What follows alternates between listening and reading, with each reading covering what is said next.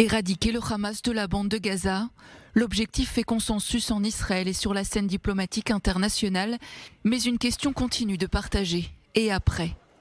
L'autorité palestinienne qui administre la Cisjordanie est largement désignée comme la plus naturellement à même de diriger le territoire palestinien après la guerre, mais en Israël, la perspective est loin de convaincre. Dans une conférence de presse ce samedi, Benjamin Netanyahou s'est clairement positionné contre cette option. Je n'accepterai aucun acteur qui soutient le terrorisme, qui rémunère les terroristes et leurs familles et qui éduque ses enfants à l'élimination des Juifs et à la destruction de l'État d'Israël. Tsahal aura une liberté de manœuvre totale à Gaza face à toute menace.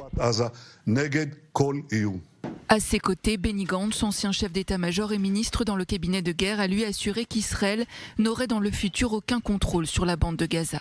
Nous ne dirigerons pas la bande de Gaza et nous ne permettrons pas que le Hamas dirige la bande de Gaza. Voilà deux faits que nous garantissons dès maintenant.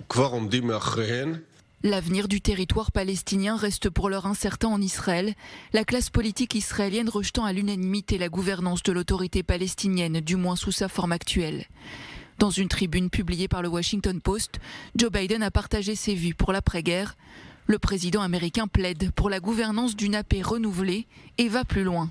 La bande de Gaza devra être placée sous son administration dans le cadre d'une future réunification politique entre Gaza et la Cisjordanie. Gaza et la Cisjordanie devraient être réunifiés sous une même structure de gouvernance, à terme sous une autorité palestinienne revitalisée. Du côté des pays arabes, un consensus semble ressortir.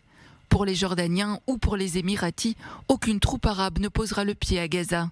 Le destin des Gazaouis devra être laissé aux soins des Palestiniens eux-mêmes.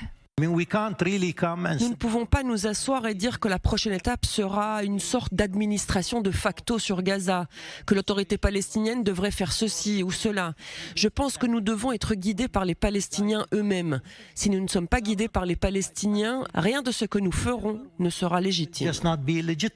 La fin de la guerre est encore lointaine, mais de l'aveu même des responsables israéliens, les négociations sur l'après-Hamas vont donc déjà bon train dans les coulisses israéliennes, arabes et internationales.